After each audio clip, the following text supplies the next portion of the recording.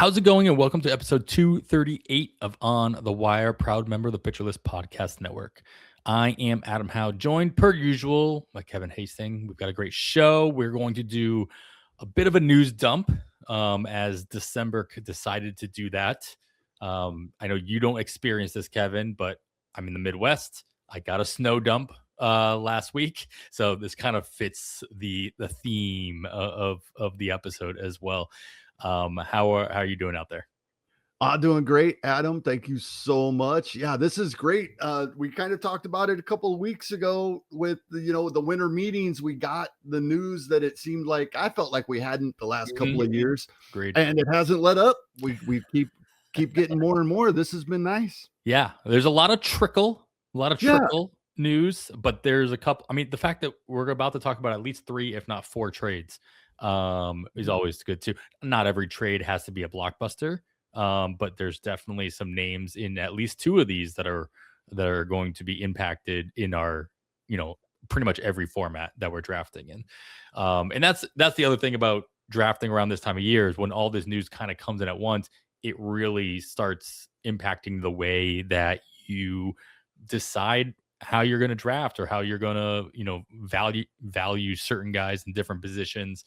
Another theme we could have gone with is just like, what are you wishing for, or what are you not wishing for somebody to sign? Like Kyle Tucker still hasn't signed, but wherever he signs, it's going to impact the entire lineup and outfield playing time, whether it be lineup position and kind of ideas. Like it's not going to change Kyle Tucker's valuation, but where he signs will trickle down to others on that team.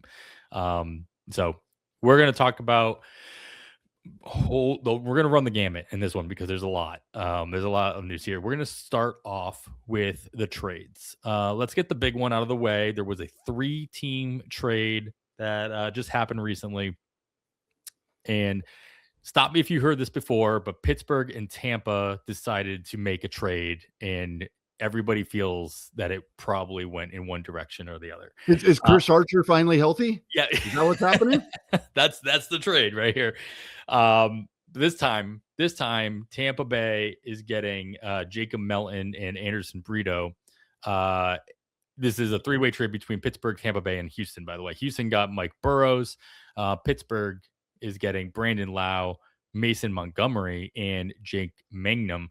They all, spent time in the majors. The guys going to Pittsburgh last year. Obviously, Brandon Lau been in the majors for a bit now as well. Start wherever you want to start, Kevin.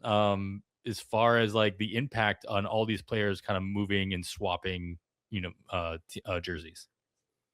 Well, I think as we talked briefly off air, very briefly about this, one thing that struck me right away, Roster Resource has Mangum and Lau hitting 1-2 for Pittsburgh. So they added the top of their lineup. And we're going to expect some regression due to ballpark, certainly, but we were going to get that from them anyway. Yes. With their home stadium fixed. Their home stadium. Yep. So in Tampa. So that's changing, or not in Tampa, but for Tampa, however we should say that. I'm not so sure. I just think it's going to be nice playing time for those guys. That's first thing. I think, with the starting staff Pittsburgh is putting together with some other young guys still coming, adding Mason Montgomery makes a lot of sense. And then it's so intriguing what Houston may be able to do with Burrows, right? I've already seen posts where he already said they already told him he's adding a 2-seamer. There you go. Right. We're already so he's a guy that was already intriguing to a lot of us, and that makes it even more intriguing. So yeah, I think there's quite a bit here, and that could be exciting. I think most of these guys move up in drafts a little bit, just due to I know it's going to be a team downgrade, lineup downgrade for Lau and Mangum, but I feel like we're going to be more assured of what their playing time will be a little bit. So maybe it evens out, and or maybe even gives them a still that little bit of bump after this trade. They're in the news, right? It doesn't necessarily have to be a better situation. It's just we're talking about him. So yeah, I think all these guys move up a bit. That's literally all it takes. It's like if your name is in a headline or mentioned on a podcast or something, all of a sudden, and you're in the middle of a draft. Oh, whoa, I forgot about that. Let me maybe I should bump that up just because the name is out there. Yeah, I mean, Brain Lau, pending health, should, pretty much play every day in Pittsburgh. And that's not something you could have necessarily guaranteed in Tampa just due to the nature of their roster construction and lineup construction as well. Yeah, I mean, it's the asterisks on this trade, but the Burrows part is the most interesting to me, just due to the fact that he's moving into that situation. It seems like a safer situation in general. Being able to add a new pitch on a winning ball club, giving just a little bit more intrigue than he already possibly had with the Houston Astros. It's gonna make more of a note in my brain than pretty much I think it's gonna move the needle more for that one individual player than any of the other players. I think on the list. Yeah, let's talk about this for a little bit because I'm intrigued by Houston's current rotation. I'm really intrigued with Aaron Getty, especially after hearing Eric and Nick on the corner talking about pitchers after pick 300 they're both really like him. And I was nodding as I was listening. I agreed with everything they were saying. Roster Resource doesn't even have him in the starting rotation now with this move, with both Ryan Weiss and Mike Burrows ahead of him. Of course, it's not if, it's when McCullers hits the IL again, right? And then this won't matter. But do you think Arrighetti is going to be in this rotation to start the season? I would anticipate that to be the case. I mean, I don't think, just because we're looking at a top 5 on, what Jason has on and Roster Resource obviously doesn't make it true. There's going to be a battle for those bottom 3. I mean, those last 2 spots ultimately. Yeah, Lance McCullers, if healthy, he's got the 3 spot. I don't think there's a question there, but there's a big if, as you just mentioned. But between Burrows, Weiss, and Aaron Getty, Jason Alexander's not out of the picture either. Right. They have competition, right? It's not like they can't go out and sign a Freddie Peralta or like somebody else that's still out there. There aren't that many left. We're going to talk about a couple that have come off the board later on as well. So that might not be like the way that Houston goes. They're not necessarily known to like go out and spend a bunch of money, especially on starting pitchers per se. So that probably won't happen. So this might be what we're looking at as far as what the competition is for spring training. But I mean, I'm not going to put it past Aaron Getty to win that spot for sure. But that, and where Aaron Getty's not even on the, they have him in AAA. Jason don't even have him on the major league roster. Him in AAA. Yeah. But that is entirely, which I think would be the case. I don't think they'll pitch him out. They'll keep him stretched out if he's not in the rotation. I mean, how important do you think it is to Houston to have a lefty in that rotation? Because they got no options.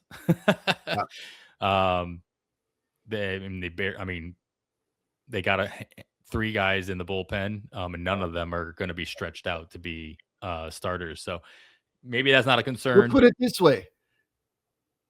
How confident are you Burrows starts the season in the rotation? Let's kind of flip it to that 2-seamer any because he's already at pick 350. So if he goes up, you're drafting him you're starting him.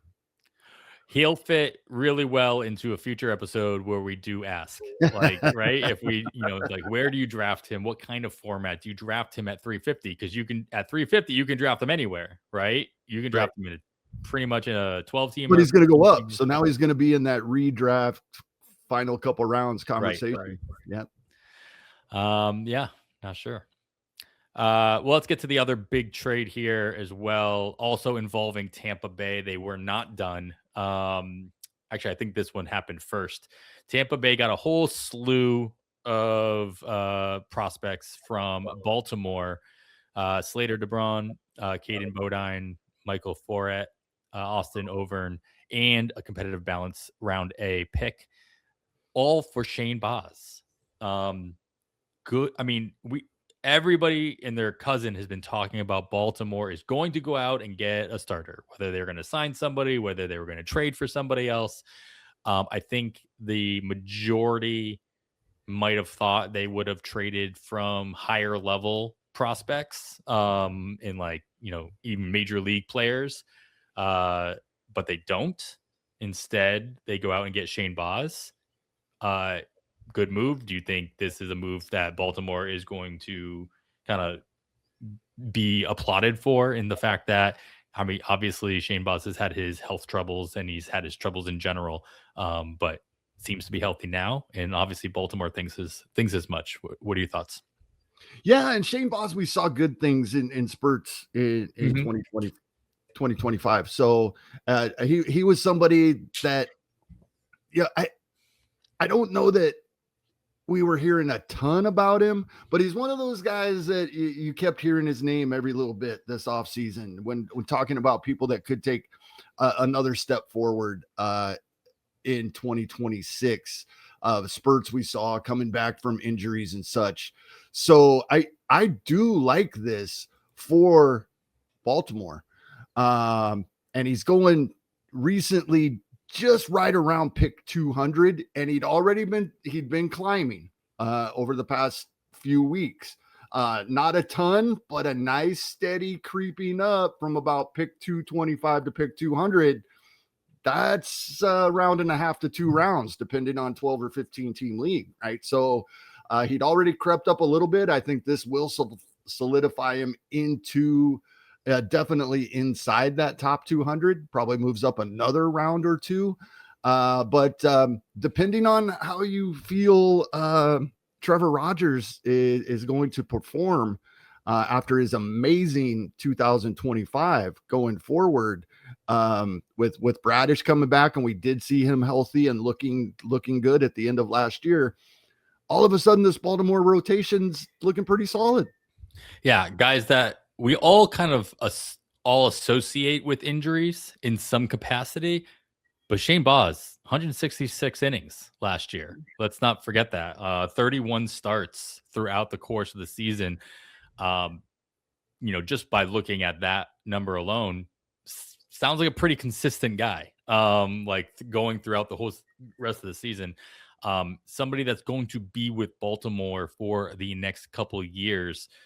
Isn't a free agent until 2029 as well. So got a lot of control over a age 26 starter who, at one point you would have thought he would have been their ace, but now slots in at like the 3 or 4 with Bradish coming back, of course, and Tyler Rogers making that step forward last year as well. Nice little reclamation project that, if Baltimore can take advantage of the stability that Shane Baz showed last year in comparison to previous years, then, sky's the limit here.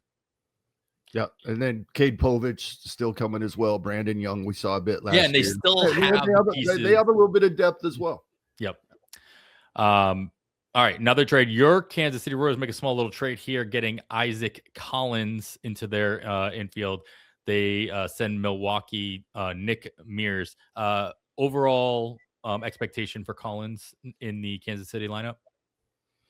I think Kansas City's expecting him to be an everyday outfielder. Okay. Now, at the moment, I still think they're still looking. They still know that was a weakness. I have loved Michael Massey in the past, and the Royals have as well. I'm not sure if they are really okay going into the season with him at second base, but I think their priority is still outfield in spite of the additions they have made, which already improves it. So that helps. It's improved, but of course they would like to do a little more.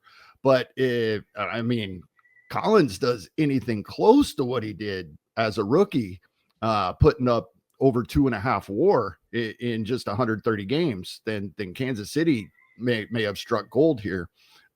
So yeah, I think as of right now, he is for the most part the everyday left fielder. They do have Jonathan India at designated hitter at the moment. I think they want Carter Jensen to get more at-bats than a backup catcher. And India did play some games in left field last year as well, so that could affect it. But as of right now, I would say he's a nearly everyday player in Kansas City. Yeah, of course, the news that we didn't even mention, I don't know if that matters so much, but Michael Garcia got locked up for another 5 years as well. So that left side of the infield, perfectly fine. Outfield, getting bolstered a little bit by Isaac Collins, and of course, the signing of Lane Thomas recently as well.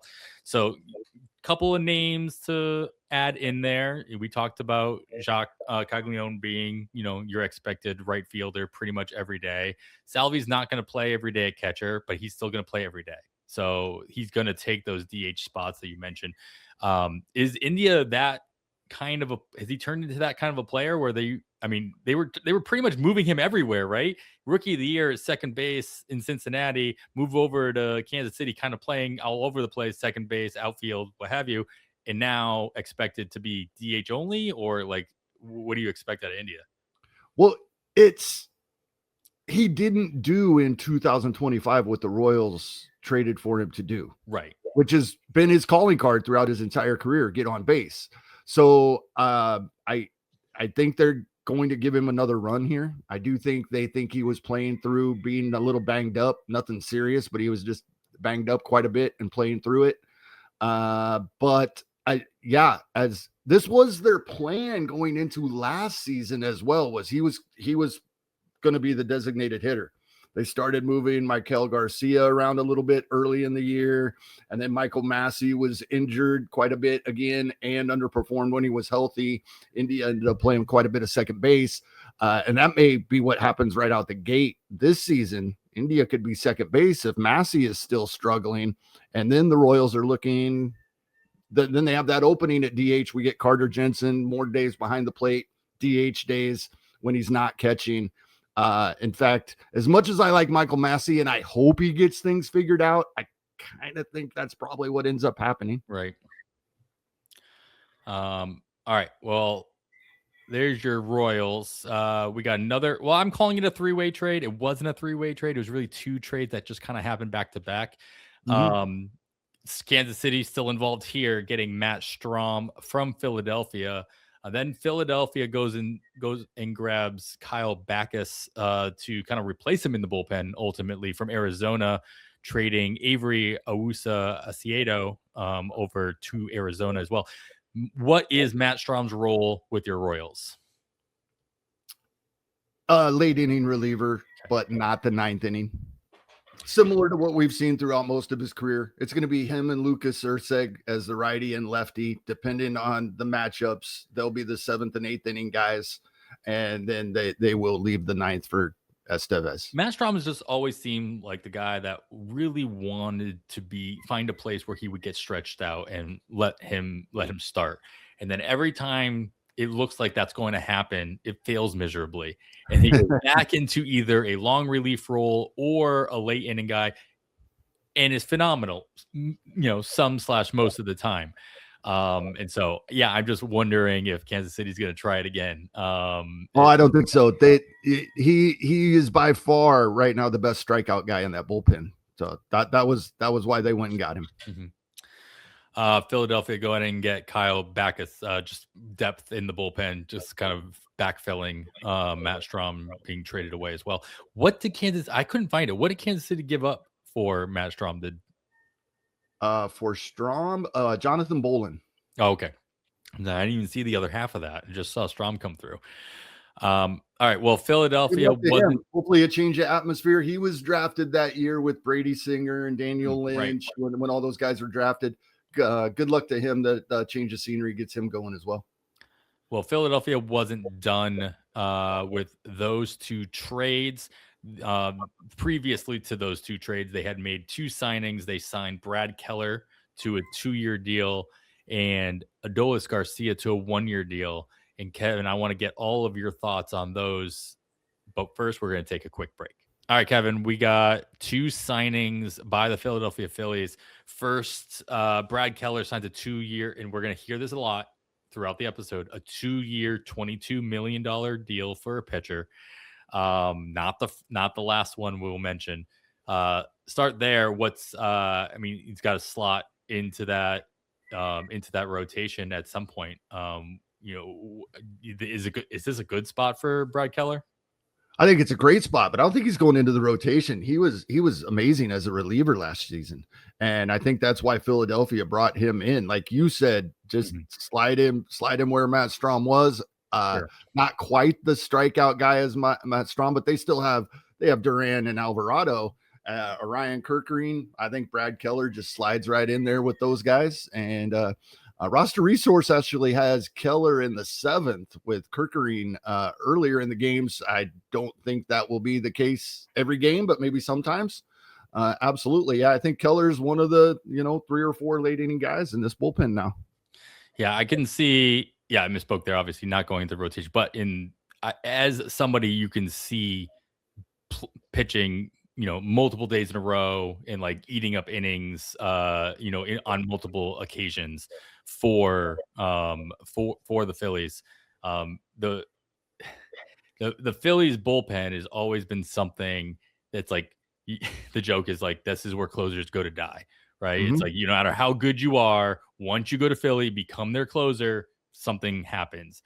Knock on wood, I'm not expecting that out of Duran, right, of course. But like the rest of the bullpen has been all but solid for the most part. It's like you just never know who's going to be that guy, right? There was that time where they signed like 3 guys to extensions, Sir Anthony Dominguez, Alvarado, and none of them ended up kind of like taking that reins. It's nice to see them have somebody like Duran to be the obvious guy that can not kind of almost take the pressure off of the other guys. They're not fighting for that spot anymore. Even Alvarado had his moments. Keller's not there to be a closer, but so we can expect Keller to kind of like, just, use me how you need to use me. I'm going to do what I can to win. Philly obviously is a contending team. And we'll see them fighting out throughout the course of the year. Your boy, Adolis Garcia, signed a 1-year deal, $10 million. It was also reported, or it's also expected, that pretty much means Nick Castellanos is not coming back to Philadelphia. And so that means, with Schwarber obviously taking up the DH spot, Garcia is their everyday outfielder. This seems like a pretty good spot, for Garcia in this kind of a lineup, with that kind of protection, especially in the top half of this lineup.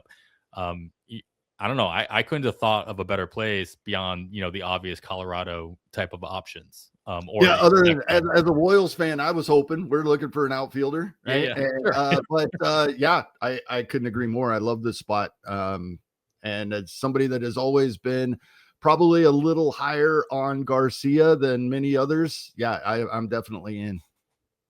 He seems like their type as well. The Phillies type. All right, so let's see. Let's go with this one, a smaller deal. Arizona. I love these kind of deals too, because it's like you trade away a guy at the deadline and then he goes off and does whatever he needs to do, and then you bring him back on a 2-year deal. So Arizona did that with Merrill Kelly, trading him away at the deadline. He signed a 2-year, $40 million deal. Basically, I'm using that $20 million deal as the as like, well, this is close to the 222. It's double that. But like $20 million was basically what the qualifying offer is, right? Yep. So he got basically 2 years of qualifying offer money to come back to Arizona. I'm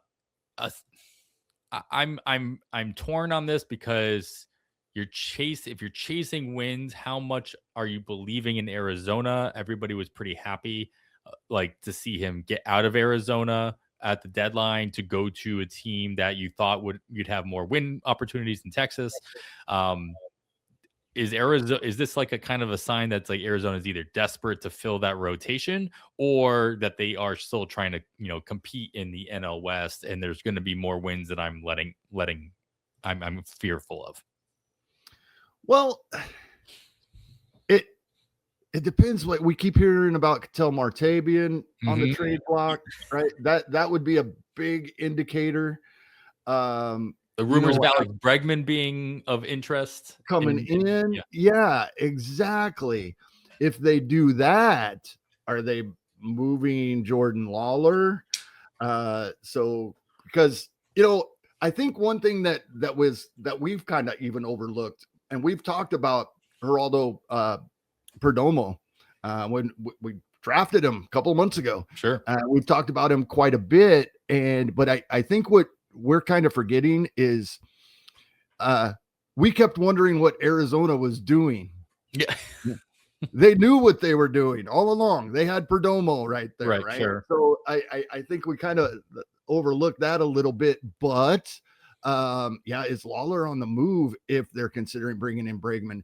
I tend to think that Arizona does want to compete. If they get blown away with an offer for somebody like Marte, then maybe, and they think they can still make that work and compete now, and it helps prepare them for the future, maybe they do something. But I think they still think that they can compete.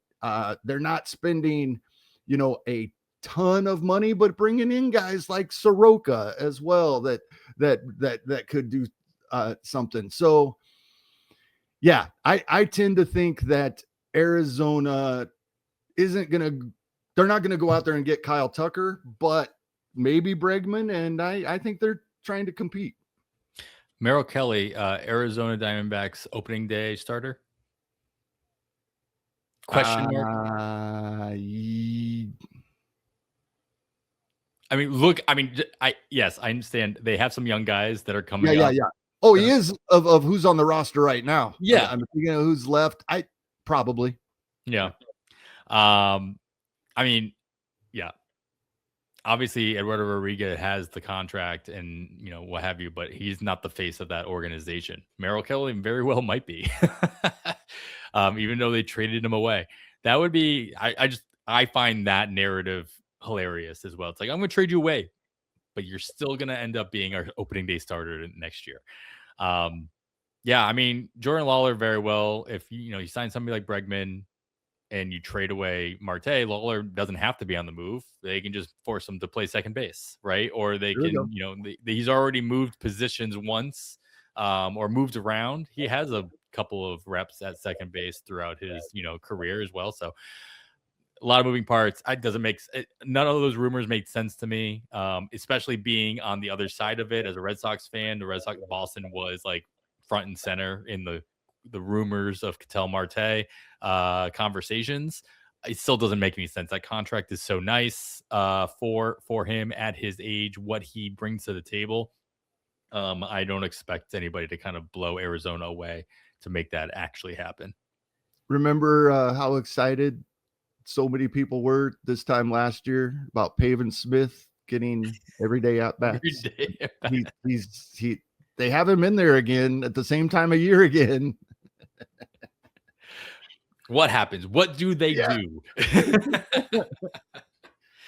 to ruin all of that?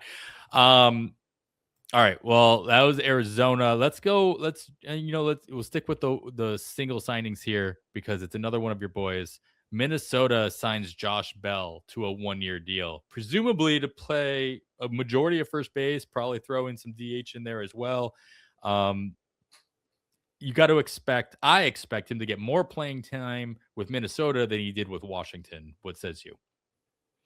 At least about that, I would say. Yeah, he ended up with 533 plate appearances. He is a switch hitter, much better from the left side these days. If he is going to be platooned, that's the side we want him to be better from. And it's great. After a slow start, he got to the 20 home runs.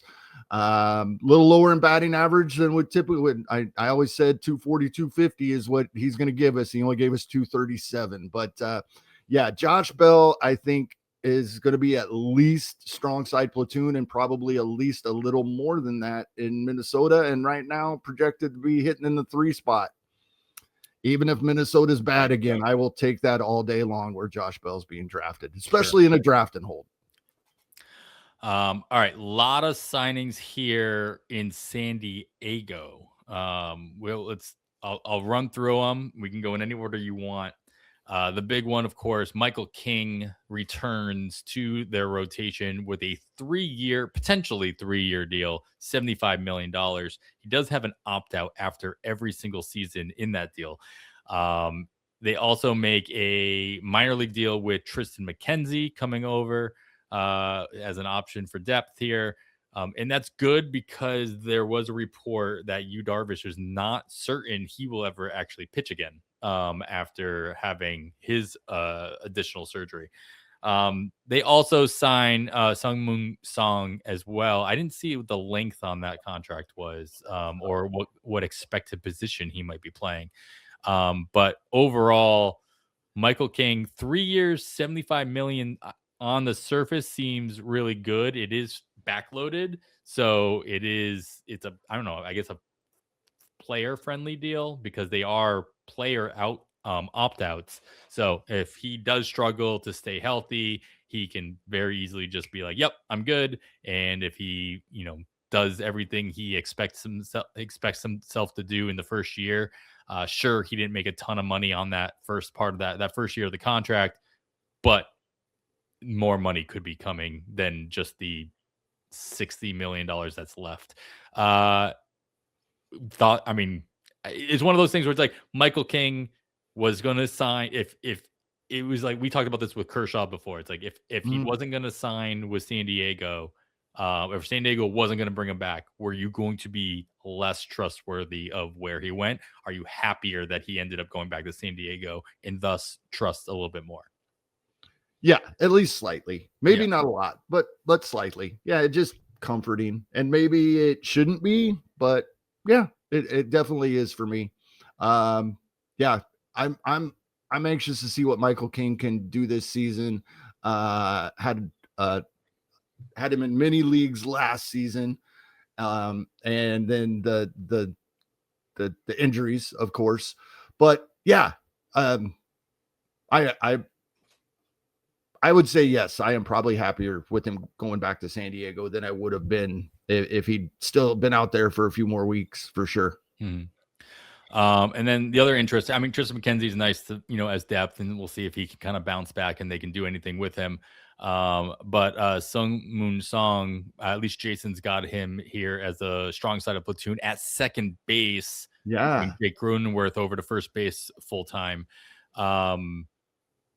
Yeah, overall thoughts. What are your expectations for the newest second base import for San Diego?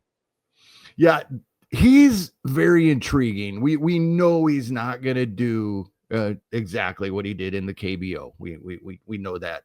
I think you brought it up last week. I think that was last week when we were talking that maybe NPB, AAA, or maybe I'm thinking maybe I'm talking maybe that was Van and Steve when I was listening to Wins Above Fantasy the other night.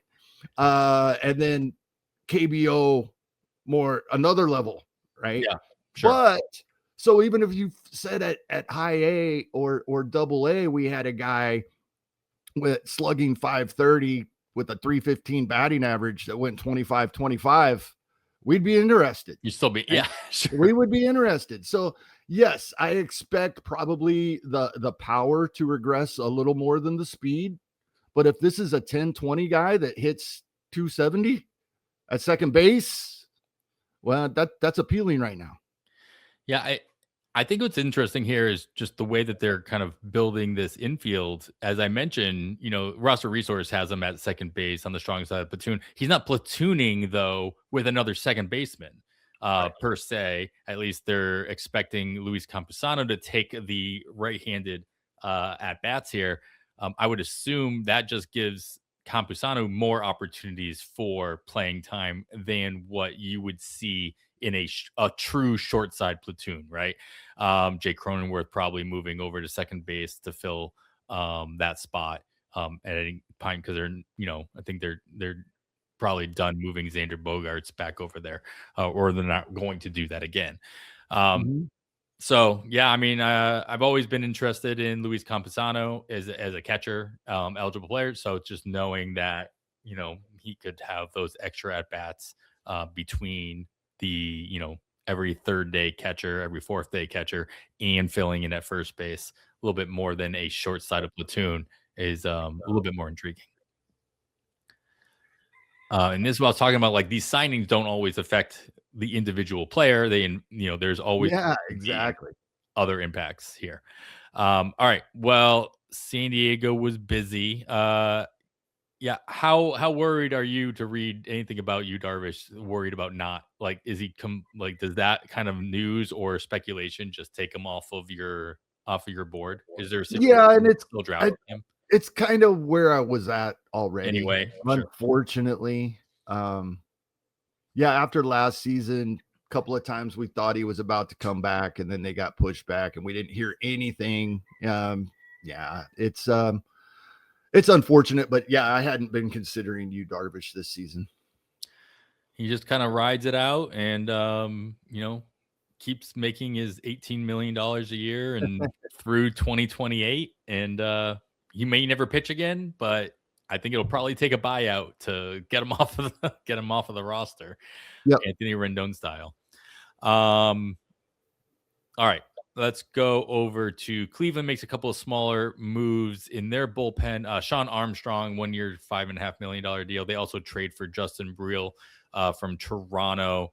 Obviously, the back end of their bullpen with Kate Smith is pretty much locked and loaded. Do you have any feelings on either one of these additions for the Guardians? No, I feel like Cleveland. I feel like Cade Smith is their Class A replacement, as he was for much of last season. Gaddis is Smith's replacement, and Sean Armstrong is Gaddis's replacement. There you go. Sliding him right in. I think they have a very, very strong back end of that bullpen without Class A. There you go. All right. So I'm going to skip the Mets first. I will come back to the Mets because the Los Angeles Angels of Anaheim continue their reclamation project collection. Like they're going to like card shows, right? And they're just trying to find cards that have decreased in value, hoping that they can keep them in mint condition and resell them at some point or another. This time it's Jordan Romano who signs a 1 year, $2 million deal, and then Drew Pomeranz with a 1 year, $4 million deal. We'll get to it in a little bit, but of course they also lose their former closer in Kenley Jansen. I mean, Jordan Romano, can he take? I mean, there's a situation here in which Romano is fighting with a bunch of other reclamation projects to become a closer and bring his value back up. Are you drafting him hoping that could be the case? I don't think so. I think this could change throughout spring, but if I was making this decision now and I was going with a veteran, I'd probably go with Drew Pomeranz as the closer. But I'm hoping finally, Adam, 2 years ago, you drafted a whole lot of Robert Stevenson. And why wouldn't you? That's yeah, absolutely. And I think that's probably where we're at. That's where Roster Resource has. That's what I'm hoping. That's where I think they will probably go. But either one of those two veterans over Jordan Romano, unless, like I said, come out in spring and Romano looks like he did a couple seasons ago. Yeah. Of course, they also got Ben Joyce, waiting in the wings until when he comes back from his elbow injury, or shoulder injury, excuse me. And they've got some fun names that could go in any direction, but in very Angels fashion, I don't expect Romano to be on the Angels come July or August as well, unless he completely just falls apart and he has no trade value whatsoever. Then they'll just eat the extra million. All right, we'll go back. Small deals in Chicago. The Cubs signed Tyler Austin, former top prospect for the Yankees, to a 1 year major league deal. That's the only reason I'm even mentioning it. This is a major league deal. They also bring back Caleb Thielbar to their bullpen as well. Tyler Austin, he nothing more than a bench option, I'm assuming, but it is a major league deal, so he's going to be, at least on that opening day roster. Yeah, and we'll see what happens. Because it's been 2019 was the last season that he played in MLB, and it's pretty rare, but once in a while, these guys they disappear for a few years and they come back and they look completely different. So we'll see what he looks like in spring. But yeah, that's all. That's the extent of it for me at this point. Yes, absolutely. All right, we'll finally go back up to New York as the Mets, they signed another Yankees reliever, and we'll get to that right after this break. All right, I'm not spoiling anything. You guys all know this by now. The Mets signed Luke Weaver this time to, get this, shocking, a 2-year, $22 million contract. Pretty obvious he's just going to continue to just do what he did last year, and that is set up Devin Williams for most of the season, if not the entire season this time. But does Luke Weaver with the Mets become one of those players that we're going to either talk about a lot or not be able to talk about a lot because he still brings that kind of value in the 8th inning with a low, with low ratios and high strikeout rates? What are your expectations on Weaver fantasy value throughout the course of the season? Yeah, absolutely. And I think he's a good spec for saves play as well. Not one that you think is going to take over the job, but he's somebody that can be useful in our lineups. And if Devin Williams would be injured, he probably slides right in. I think, the 5 to 10 saves that somebody else will get other than Devin Williams, Luke Weaver gets at least half of those. Mm-hmm. Either him and AJ Minter, but with Minter being the lefty, I think that you would see Weaver getting more than half of those opportunities. So he's not going to be a 0 in saves anyway, and can be valuable in ratios and strikeouts in our lineups, even without the saves. So yeah, absolutely. Luke Weaver is, I'm much more fond of him than I was this time last year when I did not think he was going to be the Yankees closer. Now that we know he's not going to be a closer and we don't have to pay for that, I'm in. Yeah, that's the key part. You're not paying for the speculation of being in a different role, right? You're just paying for the value that a very solid 8th inning guy can still bring to your teams, and in a draft and hold that becomes pretty valuable, especially later on in that draft. Totally somebody I'd be fine specking in the 30th round to kind of just iron out my rotate or my pitching options in a FAAB league, but not somebody I expect not to drop at some point really, soon when I absolutely need to. Right, because you can find someone exactly else like them. We'll talk about them every week. Yeah. All right. We got the Texas Rangers making a whole bunch of moves, especially to their bullpen, signing a bunch of, I wouldn't say reclamation projects, but just like guys that, could be competing for some kind of position on 1-year deals, including bringing back Chris Martin, bringing in Alexis Diaz and Tyler Alexander, all to 1-year deals in various roles within their pitching depth. And then on the catcher side, they do sign Danny Jansen to a 2-year deal. Start with Danny Jansen. I mean, how much playing time is he getting with Texas? And again, this seems like it could have been the best place Danny Jansen could have signed. Yeah, I think, Higashioka is a good backup catcher. So I think he gets a little more than old school backup catcher starts. He's going to get at least 1, if not 2 starts a week. But like we always say about Danny Jansen, if he's healthy and he's going to get at least, I would say, the 60-40 split of the starting catcher. Duties in Texas when healthy, then to start the season, I'm happy with Danny Jansen. I know we're going to talk more about this next week, but Danny Jansen, for me, more of a fab play. I'm not because in drafting holds, I don't want a fourth catcher. And if Danny Jansen's one of my top 3, I probably feel like I need one. So he's more of a fab play where if he gets hurt, I can let him go.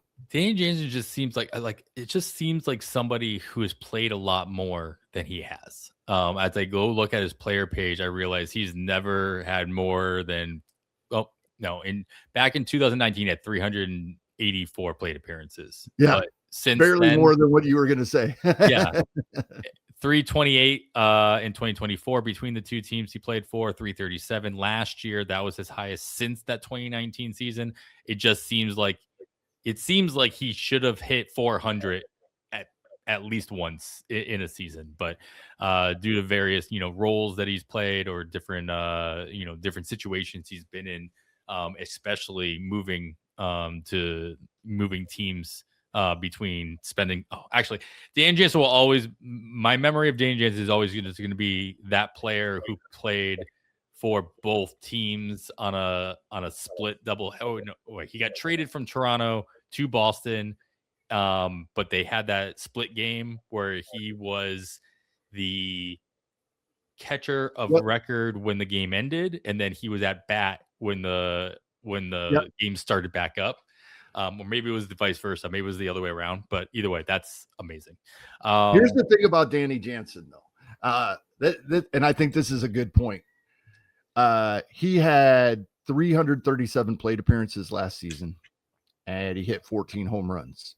He's projected for 352 plate appearances by Fangraphs depth charts and 13 home runs. Basically the same number. But here's the thing. Over a full season, that's only about 3 games a week that he's projected to play, 89 games. But that's not going to be how Danny Jansen plays those 89 games if he does indeed play 89 games. He's going to play 5 games a week for 18 weeks. Mm-hmm. Then those 13 home runs in those 18 weeks we had him are extremely valuable. You get them all. Danny Jansen is a top catcher when he's playing. That's the key part. And if you can map that out accordingly, you can get them all and then not have to worry about the times he's not playing for whatever reason that might be. Any of these, the bullpen in Texas last year it seemed like it was always in flux, especially at the very back end. Robert Garcia is obviously still there. He had a moment toward the end of the season. Chris Martin, we thought was going to kind of take that role at one point, never really did. And now Alexis Diaz, who obviously had his own version of success in Cincinnati, didn't really do anything. And, we got his name was in the headlines when he went to LA. Obviously, nothing happened there. What are you going into drafts right now as being the favorite for saves in Texas? If I had to draft one of these guys for saves right now, and I'm not looking at cost, so I don't know where he's going, but I agree that right now it's probably Robert Garcia, but it's pretty obvious to me that Texas, like last season, is hoping one of these guys they're throwing a dart at steps forward and sticks. Right. I don't think Alexis Diaz stays in this bullpen all season long if he does not show them that he can be used in high leverage. Right. I think Chris Martin, he's almost 40 years old. He's going to do what Chris Martin does. He's going to go out there and throw his innings. But Tyler Alexander, some of these other guys, I think they want one of these guys to take the 9th. But as of right now, they're like, I am. And as of right now, it's Robert Garcia. Yeah, especially since toward the end of the year as well, Sean Armstrong, who we just talked about. Right. I really, for $5.5 million, I can't believe he's not back in Texas. Right. Especially the way he kind of finished the season in the role that they were kind of throwing him in, that he was earning. All right. Well, getting away from bullpens, we'll go to San Francisco, who they bring in Adrian Hauser on a 2-year, $22 million deal, Kevin. Shocking. I know. But I would, this is going to be, this, again, seems like the best possible location that Adrian Hauser could have gone to going into San Francisco, playing half of his home games there. Yeah, he's going to have a game or two in Colorado, just being in that division.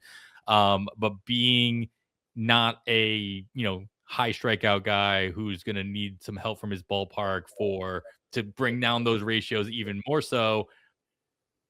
You're not drafting him as an SP 1, 2, 3, 4, or 5, but like, does this, at least put him on your radar a little bit more, just being in that rotation? Absolutely. We're interested in anybody that's going to get healthy innings in San Francisco. And it appears that Hauser will. I'm not so sure. I'm sure San Francisco hopes, and I'm not so sure that Roop doesn't jump over him in this rotation, even before the season begins. However, going into the season, San Francisco, they have some other guys that they're hoping step forward this season. But I think Hauser, as long as he stays healthy, probably sticks in this rotation for all of, if not most of the season, and can give us that nice, he's not going to give us the strikeouts, but he's going to give us the win potential and nice ratios in this lineup. So definitely Adrian Hauser for the cost. He just needs to stay healthy, right? Yeah. Like, if he's pitching, if he starts a game, he's gonna qualify for the win as long as his team backs him up, which is nice. It's like, but if he gets hurt and he's hurt for any more than, like, he misses 1 or 2 starts, I'm not worried about dropping him, especially in a FAAB league. He kind of fits into this conversation we're going to have in the next episode with, like, where do you draft somebody like this, where you're like, you never want to expect someone to be hurt, but Adrian Hauser has never pitched more than, he's never started more than 26 games in any given season. And that was his age 28 season. This is his age 33 season. So you can't rely on him per se to be the workhorse and be on your roster all season long, especially since when he is healthy, he's not giving you that he's not going to volume his way into a whole bunch of strikeouts. To your point, nobody does give you volume of the ratios, right? He did average over 6 innings per start. Yeah. Right. Last season. Right. And so that's what's amazing to me, is that he did give us 6 innings a start. Mm-hmm. And it was only 21 starts, but he averaged 6 innings a start. But if of the 21 starts, 14 of them or 12 of them are in San Francisco, those 6 innings per those starts probably go a lot further. And 8 wins in 21 starts is a 12-win full season. There you go. All right, let's go. This was another smaller one, but just kind of interesting because it was like a sign-in trade for the most part. Washington trades away Jake Bennett to Boston, who made his debut last year for Washington. Gives the Red Sox a little bit more depth, mostly in their bullpen. They get prospect Luis Perales, who's a lot more exciting, but completely crazy as far as, like, you never know where the ball's going to go.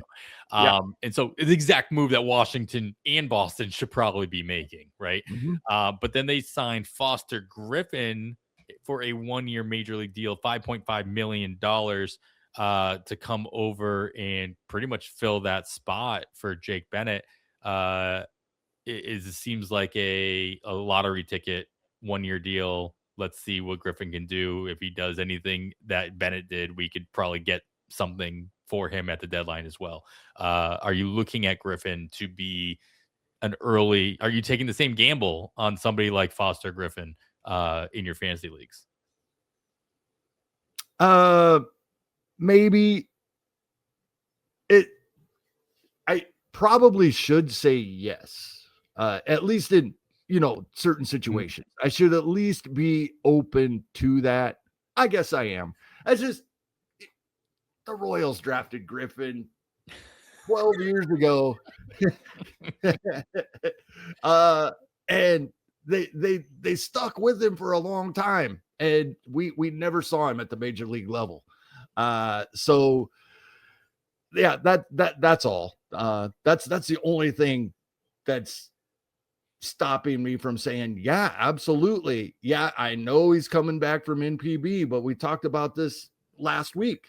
I'm always going to keep an eye on these guys. I know he's not going to have a 1.62 ERA in Major League Baseball, but a 1.62 ERA anywhere gets my attention. Hey, for the record, as I'm looking on his player page, you did see him at the major league level. He made his debut in 2020. He had 1 2/3 innings. And then in 2022, before he went over to Japan, he did pitch 4 1/3 before trading him over to Toronto or going to Toronto for 2 innings. I'm just saying it happened. Okay. This is not going to be for him. An eraser here. Absolutely rooting for him. And yes, I am definitely going to keep an eye on this. Sure. In Japan, wasn't a strikeout king by any stretch of the imagination either, but did okay, right? 115 strikeouts in 121 innings in 2023, 126 in 116 2024, and last year 77. Only pitched 78 innings last year, so we're looking at about a K an inning. In Japan, don't expect that to translate 1-to-1, of course, coming back over, but it is nice to see that volume was there when given the opportunity in a fairly competitive league as well. So yeah. This was NPB, it wasn't KBO, so the translation I think is a little bit tighter, not as or the exchange rate is a little bit tighter than if they were coming over from KBO. Yep. All right, we've got a couple more deals to rack through, and this is, like I said, a December news dump here, and we'll get to those right after this.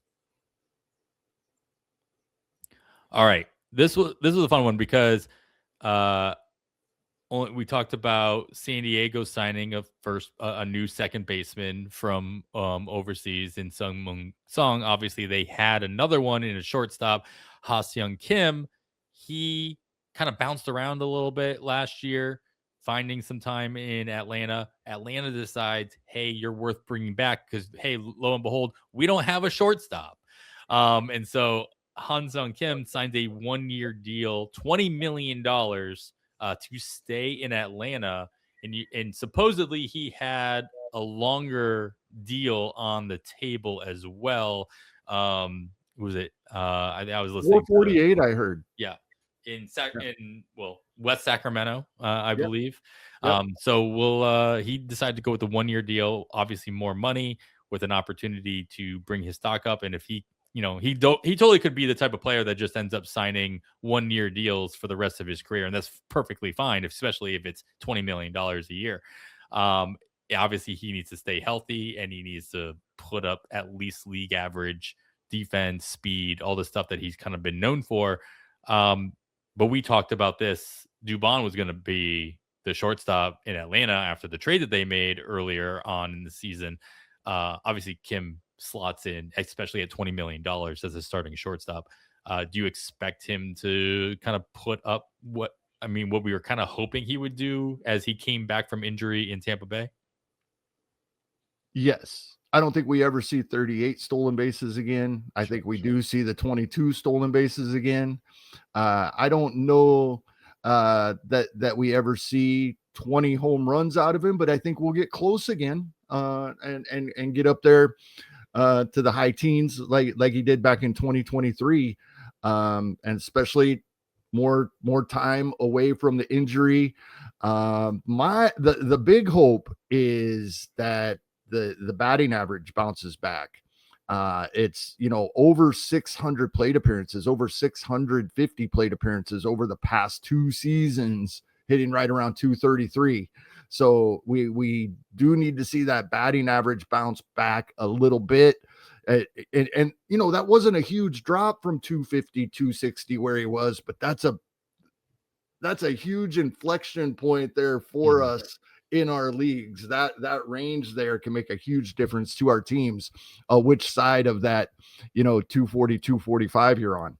So that's my concern. Hopefully the batting average bounces back, but no, I think we're upper teens home run 20 stolen bases. And if we get that batting average back to 250, and I think I expect that with health.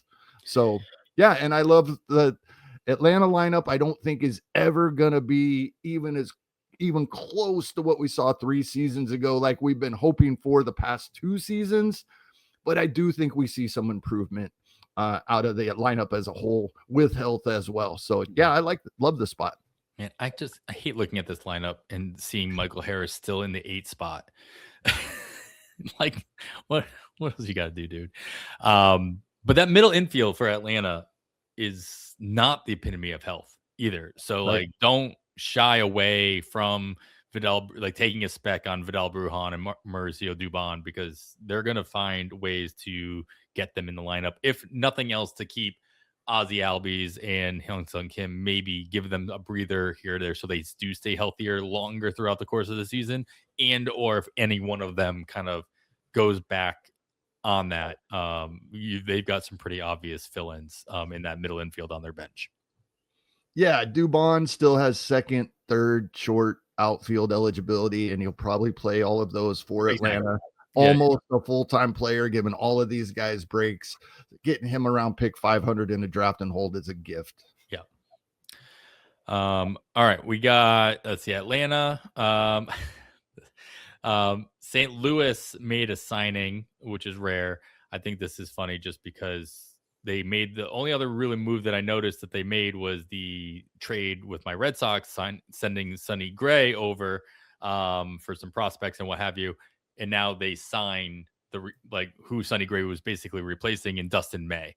So Boston making their moves where they're signing somebody for 2 months and that's about it. With nothing really coming from it. Fine, whatever. Can Dustin May make a name for himself in this opportunity in St. Louis, where you're actually going to take notice from a fantasy perspective? I think this is ideal spot for Dustin May. Great ballpark, with an exception. I always bring up it does get hot and humid in the middle of the summer in St. Louis. It's not quite as good later in the season as it is overall, but great ballpark. And on this team, if healthy, he is pitching 32, 33 starts this season. He's going to go out there every 5 days. If you have ever been a supporter of Dustin May, if you are someone that thinks he just needs a little bit of health and a regular role, then you should be all over Dustin May in this situation. It is absolutely, it'd be hard to come up with a better opportunity where he's going to get to go out there and throw as many innings as he is capable and does well. Still 130 innings, 130 plus innings last year between the two teams he pitched for. So very easily, I mean, the workload is there. He's built up for it. And you're right. Like, St. Louis is just going to let him roll as long as he's going later than Dubon. Yeah. Over the last 4 weeks in draft and holds 536. All right. We mentioned it earlier, but the Detroit Tigers signed probably their new closer, at least for the 2026 season, in Kenley Jansen. How, like, we talked about, obviously, them bringing back Kyle Finnegan as well. This, I mean, solidifies Jansen's not going to sign somewhere that wasn't going to allow him to close. He's chasing his own, numbers and marks, whatnot. Especially just signing a 1-year deal is pretty obvious that he'll be closing for the Tigers throughout the season, right? Yes. Yeah. All right. Yeah. Maybe not postseason. That we see, that's how baseball those works. Stats don't count, but that doesn't matter to us. It doesn't matter to him either. Right. Exactly. He's just trying to get to what, 500? 24 of them. I think he needs 24, right? Yeah. Does that sound right? Yeah. So he very well could get there by the trade deadline, and if the Tigers aren't performing the way that they expect to, Tarek Scooble's still on the team, and they just aren't there. Jansen easily a trade candidate as well. If the Tigers just do one of those things like where Baltimore did last year, where it's just like they just don't get where you thought they were going to be. Jansen's an easy trade candidate. We thought that he would be with the Angels last year, I guess, but he wasn't.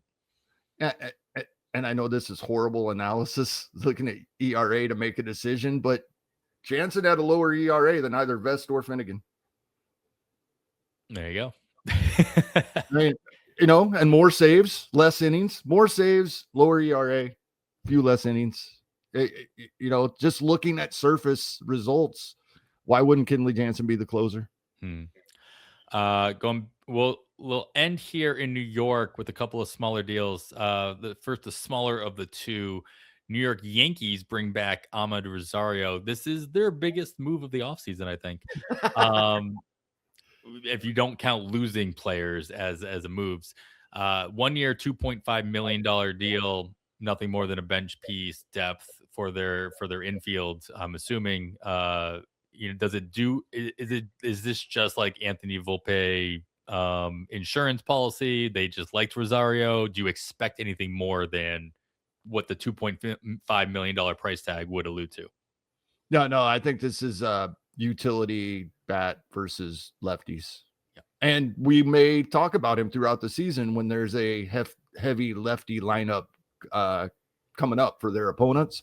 That when they have a lot of lefty opponents coming up, I guess is the way to phrase that. But yeah, that's really what I see here. And yeah, you might get a little more playing time until Volpe comes back, but I'm excited about Caballero until Volpe comes back. Yeah, when I saw this sign, I was like, oh, come on. Just like if there's any chance he takes any playing time from Caballero, I'm gonna be pissed. I don't think it will, but maybe a day every couple of weeks for the first month, because we're expecting Volpe early May, right? I understand that. I think I was reading this earlier too. I want to get your opinion on this, Adam. Typically, I am trying to stay away from players like Volpe. I say it every year. I don't always follow through. I feel like I get a little better each year at following through. But then when he is participating in some activities and it's just they're not going to let him dive on the shoulder until April, but he's going to be hitting and doing other things. Does that give you a little more confidence that he'll be back early May, like they tell us? I mean, of course, as long as he's doing something, obviously you're going to have more confidence than he's doing nothing. But it's still shoulder, man. It's still shoulder, and it's his throwing shoulder. It's like it's not something that's not ever going to come back up again. There's only so much babying that they're going to be able to do with him for the rest of his career, in my opinion. But I'm not a doctor. I mean, I don't know for sure. I'd be staying away from Volpe in general. Just not only for missing the first, month plus, but I don't think there's any guarantee that he comes back in May and he is the starting shortstop when he comes back, at least not at 100%. And then if he doesn't, and then he re-aggravates it or gets hurt again, they're not going to let him play through it the way they did last year, right? That was the report. Like he was just playing through it, and that's why his production was so low, et cetera, and they finally pulled him. I don't think they let him do that next year, if that isn't even in the case. I mean, actually, I'm gonna walk that back. I'm less confident the fact that they're letting him do stuff. I'm like, just let him heal. Don't force the issue. But I mean, they're professionals. I'm not. So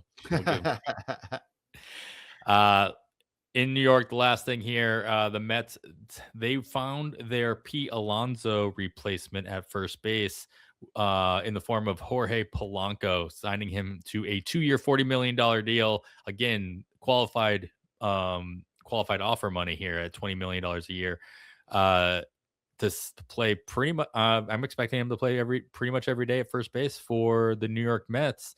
Again, less concerned about, because of the money, I don't expect this to be any kind of platoon or kind of sharing time for Polanco.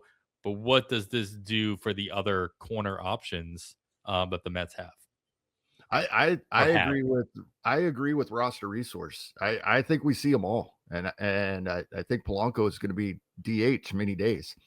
and then with Vientos at first base and Beatty at third base. So I think we see all of them most days. And I think I like this for Polanco a little more than some others that I've heard. And I don't think anybody really hates it, but some people were not really excited about it. I understand that huge drop in strikeout rate is a big red flag because people don't maintain that good of an improvement typically, right? So I understand that, but I am, if even if he bounces back into the low 20s, like in 2022, back to a 21.3% strikeout rate after he dropped a 15.6 in 2025, then he hit 235 that year. And so what I'm saying is I don't expect Jorge Polanco to hit 265 for our fantasy teams in 2026. But I know that his career average is close to that, but in recent years, that's not what we have seen. And it's been due to the strikeout rate. Earlier in his career, his strikeout rates were this low. So does that give us just a slight bit of hope that maybe he can keep it below 20%? I don't think so. I think we're going back to low 20 strikeout rate. So the average, but I think he can hit 20 plus home runs again, steal a handful of bases, and in this lineup, I think he's going to be perfectly fine. Do you think, you kind of led this off by expecting exactly what roster resource has on here with Polanco playing most of his time at DH, Viento at first, and Beatty at third. Do you not, do the Mets trust Beatty with an everyday role and not have him be just the strong side of platoon? Where, if they believe Vientos is going to come back to what he did in previous seasons, moving Vientos over to third base on the short side part and Polanco playing first base, somebody else filling in at DH. If I had to guess, as much as I like Brett Beatty, I would see him being the short man, or pulling the short stick, on those days where they're facing lefties, as opposed to Vientos getting a short side of the platoon. I don't know if you have any other feelings on that, but Beatty's the one I'm worried about the most. Yeah. I would agree. I think he probably has a little bit of a leash early in the season. I think what we finally started to see out of him, the Mets are really hoping that that's not it. That, a couple of years ago, we were more excited about Brett Beatty. I think they're still hoping that may come. But he is 26 years old, so it needs to be quickly. So I think he has a bit of a leash early in the year, but I agree with you. He's probably the one I would be most concerned about of the three corner. Yeah, infielders. They've got other infield options. They can move some guys around. Obviously, Simeon's not moving off a shortstop, and obviously Lindor is not going off. Sorry, second base for Simeon and Lindor at shortstop, but their bench pieces, they have multiple infield bench pieces that Acuna has played some third base. Mauricio can move around a little bit. So they have some options on the infield, at least to spell these other guys if a platoon is in the cards or if they're kind of proving it has to be. I said that was going to be it. There's one last thing to kind of mention just because it's sad to talk about. End on a sad note. John Means posted on his social media that he had torn or ruptured his Achilles while working out. And he alluded to the fact that he was supposed to sign with somebody imminently. Obviously, that's not going to happen. So we, wish John Means the best in his recovery. Hopefully he can, pitch again. Ultimately. Yeah, absolutely. But if you were drafting him, assuming he was going to sign somewhere, you can stop doing that. Not many were. He's been drafted 15 times. In 100 and some odd, more than that. 660 ADP. All right. Yeah. All right. Well, that is going to do it, I think, Kevin. Anything you want to close it out here that sums up all the news or anything else that you've been thinking about worth closing out with? I don't think so. I just quickly reinforce the point. I don't even remember who we were talking about. Oh, Danny Jansen. Mm-hmm. There's a difference between consistently low playing time and low playing time projections due to injury. Yes, we're trying to avoid injury, but if it's somebody whose numbers you like on a per plate appearance basis, the projections are probably better than you realize, I guess is what I'm trying to say with some of those guys. Yeah, interesting to see like just how much playing time actually impacts what your final line ends up being on a week or month or year by year basis. All right, with all that and everything else, that is going to do it for episode 238 of On the Wire. I am Adam Howe on behalf of Kevin Hasting. Thanks for listening, and we bid you goodbye.